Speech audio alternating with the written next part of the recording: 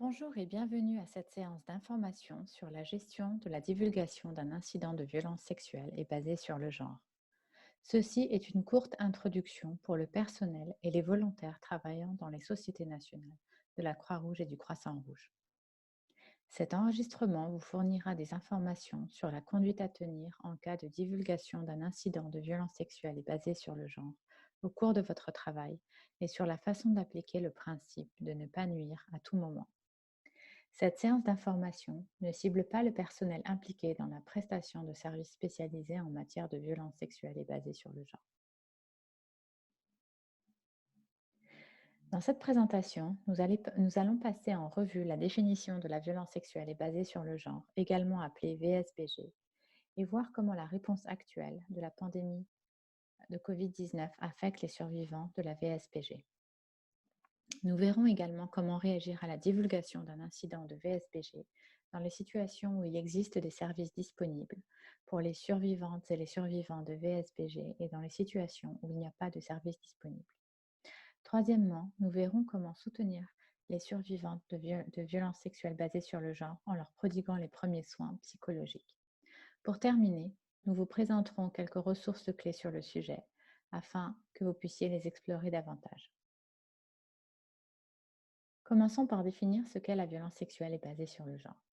La VSBG est tout acte préjudiciable perpétré contre la volonté d'une personne sur la base de différences socialement attribuées entre les hommes et les femmes. La VSBG est donc le résultat de l'inégalité entre les sexes et de l'abus de pouvoir dans des relations de pouvoir inégales. Dans la plupart des cultures, les hommes ont plus de pouvoir que les femmes en raison des normes de genre. Partout dans le monde, la VSBG a un impact plus important sur les femmes et les filles que sur les hommes et les garçons. Il est toutefois important de noter que les hommes et les garçons peuvent également être victimes de VSBG, en particulier de violences sexuelles. La VSBG comprend les actes qui infligent des préjudices ou des souffrances physiques, sexuelles ou mentales, les menaces de telles actions, la coercition et d'autres privations de liberté. Des exemples de VSBG sont le viol, la violence d'un partenaire intime, les pratiques néfastes telles que le mariage forcé, le mariage des enfants, le déni des ressources et d'opportunités, l'exploitation et les abus sexuels, le trafic d'êtres humains, le harcèlement sexuel et d'autres formes encore. Il est important de noter que si la VSBG est souvent perpétrée par des individus dans les communautés que nous servons, elle peut également être perpétrée par des travailleurs humanitaires. Dans ce cas précis, nous parlons d'exploitation et d'abus sexuels qui sont strictement interdits par le mouvement de la Croix-Rouge et du Croissant-Rouge. La lutte contre la VSBG dans les conflits armés, les catastrophes naturelles et les autres situations d'urgence font partie du mandat des sociétés nationales, de la Fédération et du CICR, comme indiqué dans la résolution adoptée en 2015 lors de la conférence internationale. Il s'agit de la résolution Violence sexuelle et basée sur le genre, action conjointe sur la prévention et la réponse. Cette résolution a été une étape importante dans les efforts du mouvement international de la Croix-Rouge et du Croissant-Rouge pour lutter contre la VSBG.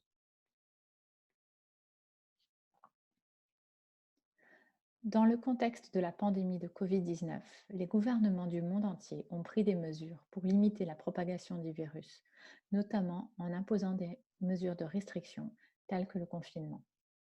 Les données disponibles indiquent que certaines formes de VSBG, telles que la violence d'un partenaire intime, sont en augmentation depuis la mise en place de ces mesures.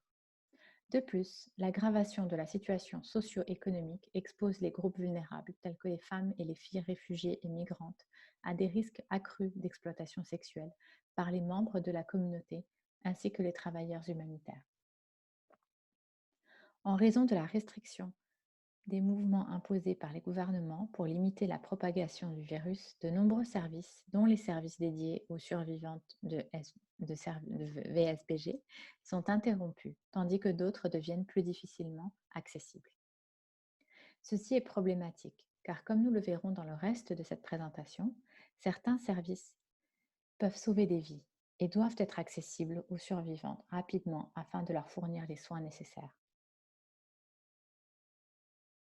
Comme mentionné dans l'introduction, cette présentation cible tout le personnel et les bénévoles des sociétés nationales, car il est de la responsabilité de chacun et de chacune de soutenir les survivants de VSBG en cas de divulgation. Qu'est-ce que cela signifie dans la pratique? Cela signifie que la VSBG survient dans tous les contextes, y compris pendant les pandémies. Il est donc de la responsabilité de chaque acteur humanitaire de comprendre comment réagir en cas de divulgation. Cela signifie que tout le personnel et les bénévoles sont responsables pour connaître les circuits d'orientation développés afin de prendre en charge les survivants et survivantes de VSBG à travers une liste de services disponibles dans la zone où ils travaillent. Le rôle du personnel et des volontaires des sociétés nationales est de prêter une oreille attentive, sans jugement, et de fournir des informations exactes et mises à jour sur les services disponibles et de laisser les survivants faire leurs propres choix. Chaque survivant a des besoins différents. La clé est donc d'écouter et de s'assurer que ce sont eux qui prennent toutes les décisions, tandis que notre rôle est de simplement fournir des informations précises et exactes sur les services disponibles.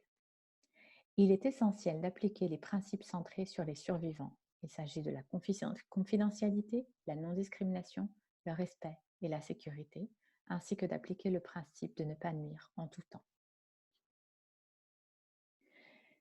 La divulgation d'un incident de VSBG peut se produire à tout moment au cours de votre travail.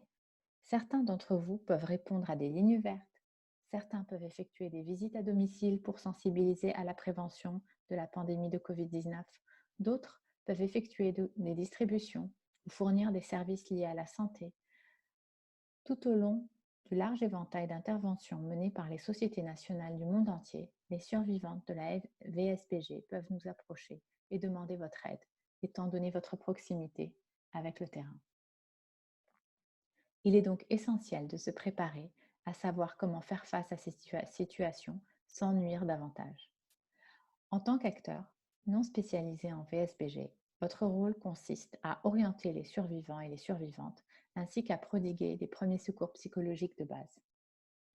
Il est également important de savoir qu'en aucun cas, le personnel et les bénévoles ne devraient rechercher activement les survivants de la VSBG. Ce n'est pas votre rôle et cela peut être très dangereux pour les survivants.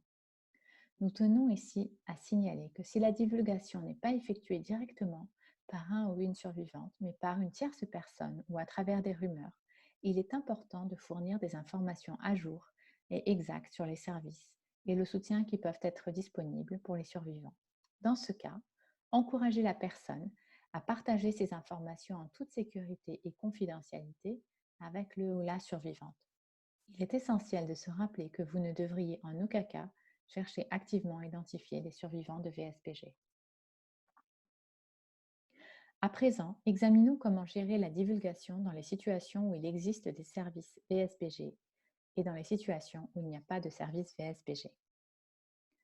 En tout temps, vous devez vous assurer que vous appliquez une approche centrée sur les survivants. Qu'est-ce qu'une approche centrée sur les survivants? Il s'agit en fait que les principes directeurs de confidentialité, de sécurité, de respect et de non-discrimination soient respectés à tout moment. Examinons ces principes directeurs en détail. La confidentialité signifie que les personnes ont le droit de choisir à qui elles raconteront ou non leur histoire. Maintenir la confidentialité signifie ne divulguer aucune information à aucun moment, à aucune partie, sans le consentement éclairé de la personne concernée. La confidentialité favorise la sécurité, la confiance et l'autonomisation. La sécurité.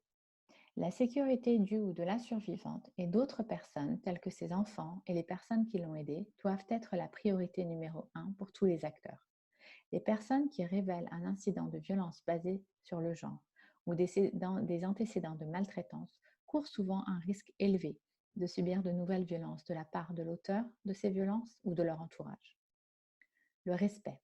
Le ou la survivante est le principal acteur et le rôle des aidants est de faciliter leur résilience. Toutes les actions entreprises doivent être guidées par le respect des choix, des souhaits, des droits et de la dignité du ou de la survivante. La non-discrimination.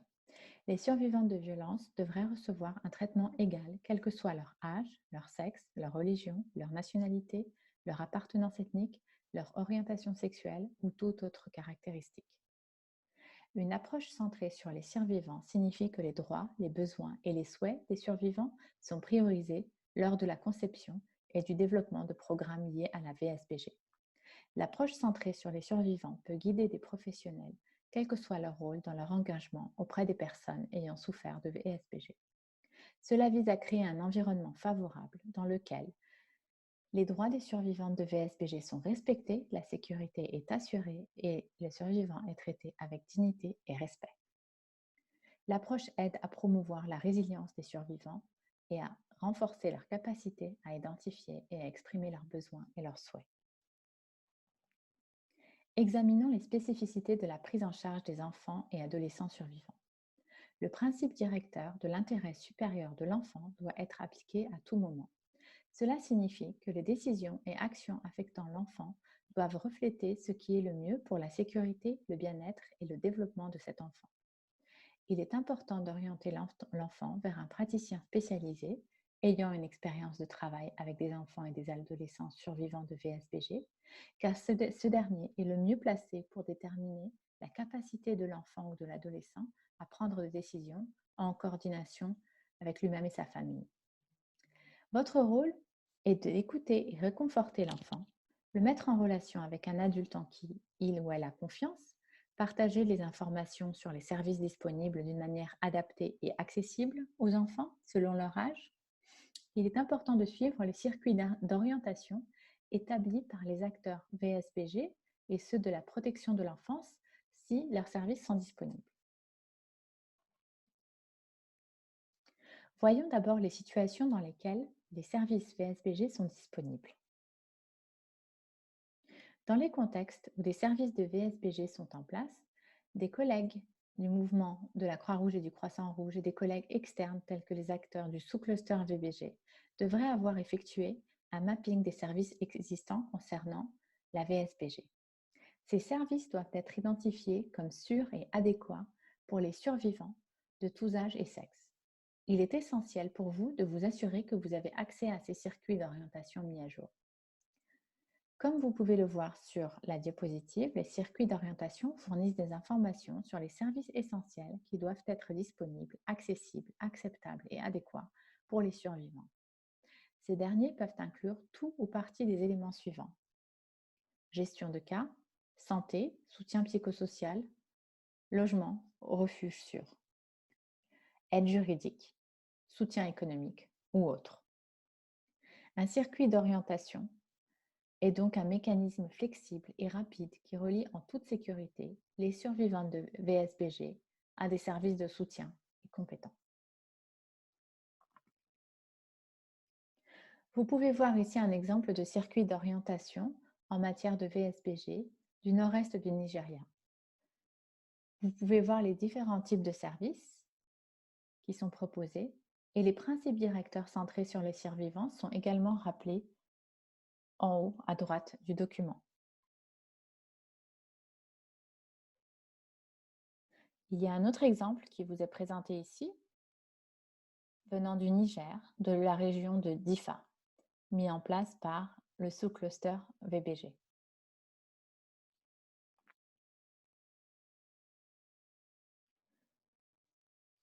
Comme mentionné précédemment, dans le contexte de pandémie de Covid-19, les services VSBG, généralement disponibles de votre zone, peuvent être interrompus et il est important de contacter le personnel et les points focaux de protection genre et inclusion dans votre société nationale, ainsi que le sous-cluster VBG ou même des partenaires tels que le FNUAP ou l'UNICEF présents dans le pays, car il se peut qu'ils aient mis à jour les circuits d'orientation pour s'adapter aux restrictions de mouvements potentielles ou existantes et aux autres mesures mises en place dans le cadre de la réponse à la pandémie de Covid-19.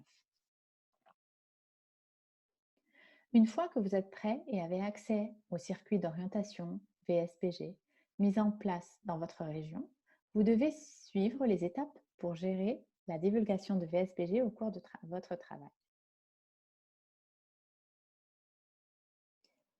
Il s'agit en premier lieu de se préparer, de connaître donc les services qui sont disponibles. Ensuite, vous devez passer par un processus d'observation, d'écoute et de mise en relation. En termes d'observation, Vous devez être en mesure de répondre aux besoins urgents liés à la santé et à la sécurité du ou de la survivante, des besoins médicaux et de sécurité donc. Cela signifie par exemple que si une ou un survivant vient à vous, vous devez tenir compte de ses besoins essentiels. Ont-ils besoin de s'asseoir, de prendre un verre d'eau? Ont-ils besoin d'un mouchoir ou d'autre chose? Vous devez également examiner leur sécurité immédiate. Demandez-leur s'ils se sentent en sécurité lorsqu'ils vous parlent à l'endroit où vous vous trouvez ou s'ils vous préfèrent vous parler ailleurs. En termes d'écoute, pratiquer l'écoute active est ici essentiel. Le but n'est pas que vous enquêtiez et posiez des questions sur ce qui s'est passé. Le but est plutôt de permettre au survivant de guider la conversation, de l'aider à se calmer, de l'écouter, de ne pas lui poser de questions sur les détails de l'incident, mais plutôt de se concentrer sur ses besoins et ses préoccupations. Pour ce qui est de la mise en relation, il s'agit de fournir aux survivants des informations précises sur les services disponibles dans la zone concernée et les référer à ces services en utilisant les circuits d'orientation mis à jour uniquement si la survivante ou le survivant le souhaite. S'ils ne souhaitent pas être référés, il vous suffit de vous assurer qu'ils disposent des informations nécessaires pour accéder aux services disponibles.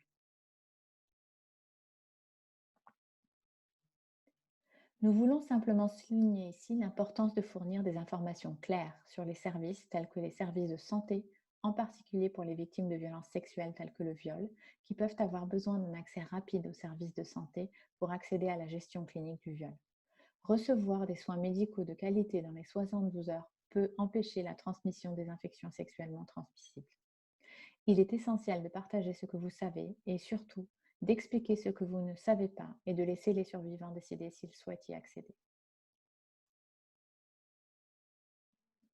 Voyons maintenant que faire lorsqu'il n'y a pas de service disponible pour les survivants de VSBG dans la zone où vous vous trouvez.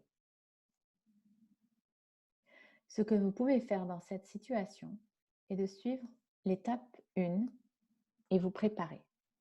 Préparer de manière à disposer d'informations sur les autres services essentiels auxquels les survivants ont encore besoin d'accéder.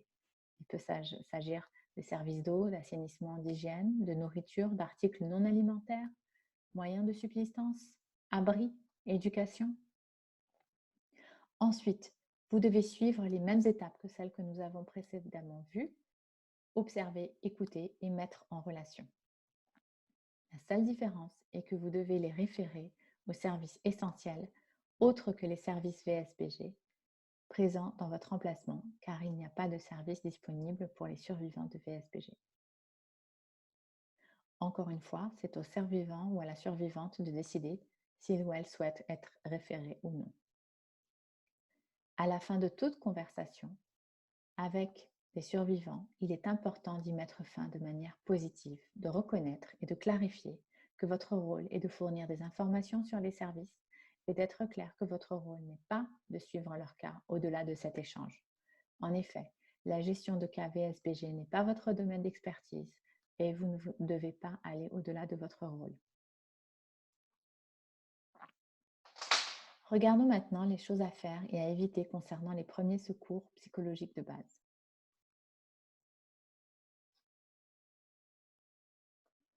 En ce qui concerne l'étape d'observation et d'écoute, il est important d'offrir des mots de réconfort pour montrer aux survivants que vous les voyez et que vous les écoutez.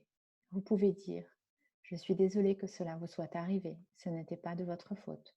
Vous n'êtes pas seul. Vous sentez-vous en sécurité et à l'aise de parler ici ou préférez-vous aller ailleurs? Voulez-vous un verre d'eau? Asseyez-vous, s'il vous plaît. Vous devez garder à l'esprit que pour un enfant accompagné d'un adulte, vous devez vous assurer d'avoir suffisamment d'intimité pour parler à l'enfant et laisser l'enfant vous parler, mais vous devez tout de même vous assurer que vous n'êtes pas complètement isolé, seul avec cet enfant. Dans votre interaction, il est important que vous exprimiez à la survivante ou au survivant que la confidentialité est primordiale et qu'elle peut ou il peut vous faire confiance. Mais il est important d'être clair et réaliste sur votre rôle et ses limites afin que vous puissiez gérer les attentes, car vous ne pouvez fournir que des informations sur les services. Voici des exemples de ce que vous pouvez dire. N'hésitez pas à partager ce que vous voulez. Il n'y a aucune pression pour dire quelque chose que vous ne vous sentez pas à l'aise de dire. Je ne partagerai aucune information sans votre permission. Je vais essayer de vous soutenir autant que possible, mais je ne suis pas une conseillère ou un conseiller. Et les options de service sont très limitées là où nous sommes.